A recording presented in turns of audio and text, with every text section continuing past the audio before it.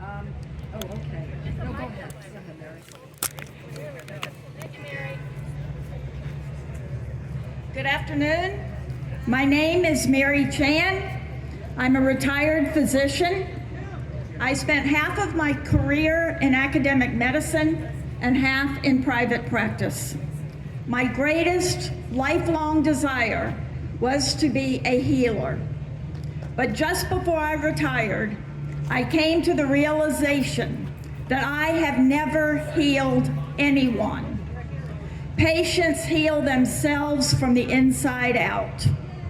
But I helped, and I'm here today hoping to help heal America. We are all here to defend science and sanity. The word science is derived from the Latin verb to know. English words meaning to know together are formed with a prefix meaning with. Conscience, our shared knowledge of right and wrong. Conscientious, governed or dictated by conscience. Conscionable, conforming to conscience. And conscious, awake or woke. The opposite state is coma, or asleep in a delusional dream state. Conscious people share a mental awareness of reality.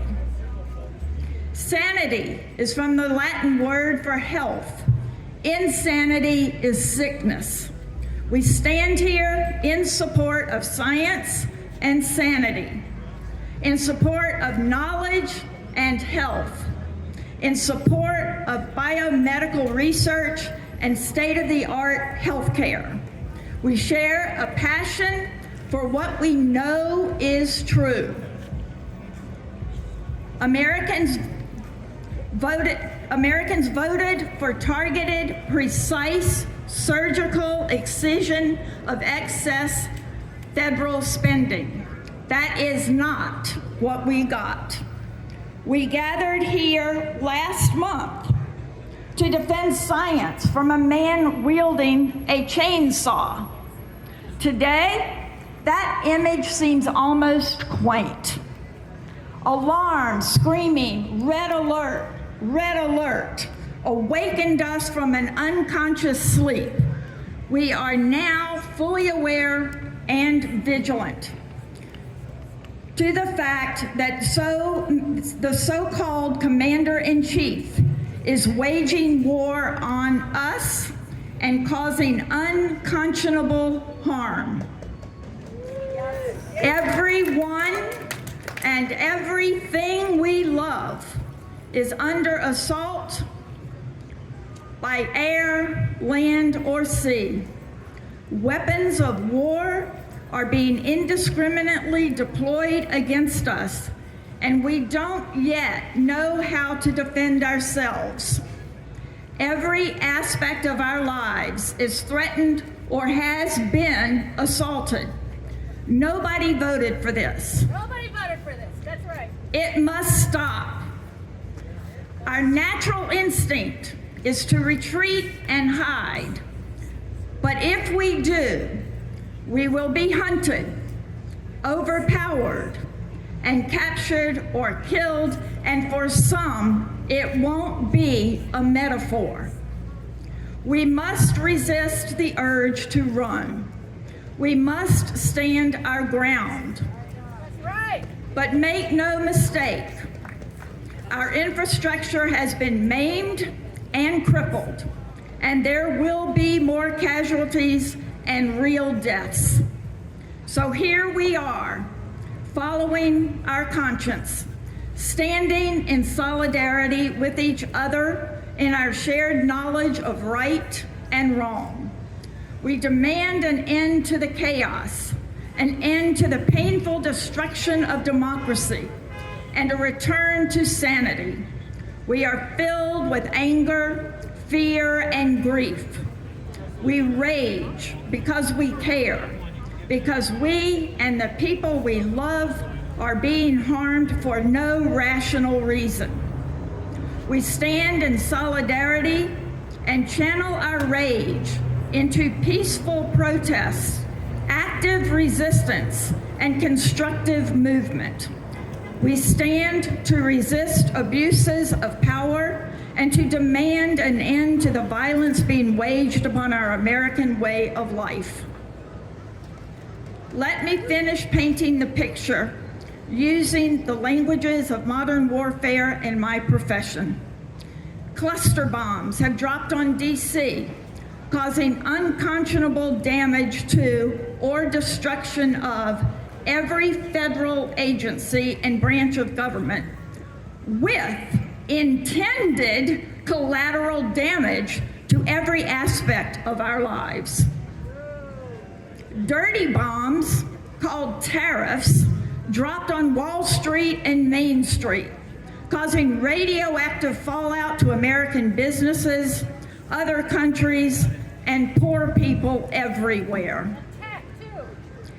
EPA cuts will be used as chemical weapons to poison our air and water.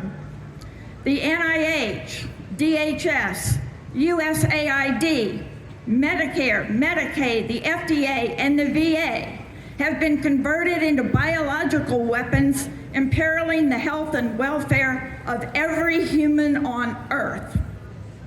Viral images of intentional human and civil rights abuses have caused widespread dis-ease. Don't fall ill with this contagion. Do what you can to immunize yourself against that infectious pandemic. American democracy is traumatized, bleeding, and infected. Without first aid, intensive care, and heroic measures, our country might die. Assuming our wounds are not mortal, the legislative and judicial branches must act to stop the assault, stem the bleeding, and initiate emergency care. And they need our help. We, the people, are the immune system of the body politic. We are like activated white blood cells, recruited to seek and destroy infections festering in our wounds. We must mount a rapid and effective defense if the body politic is to recover and heal.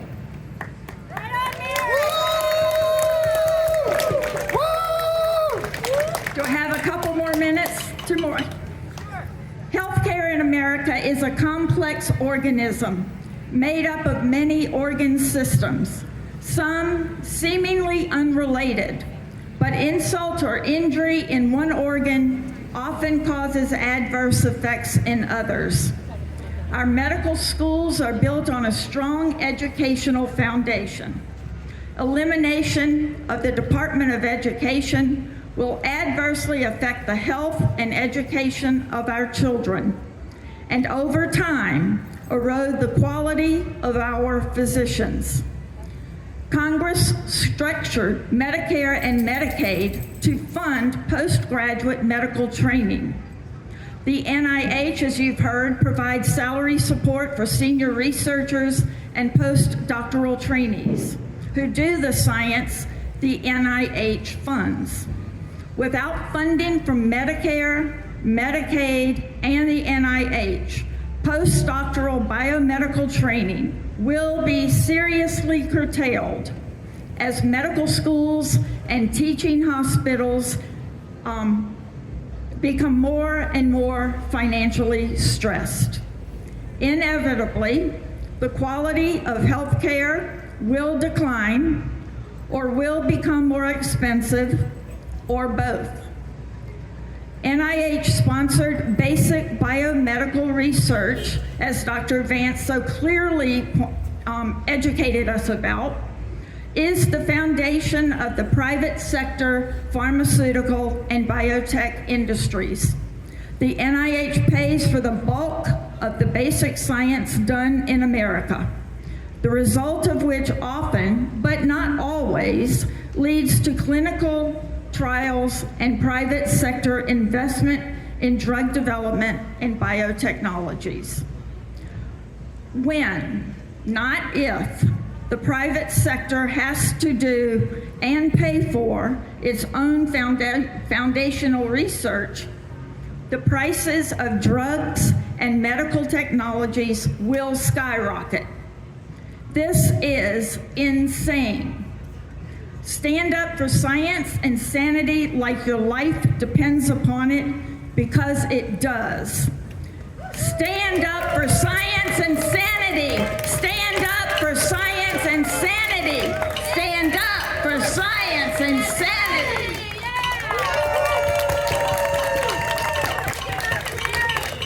Go, Mary, and go the whole crowd that's turned out here.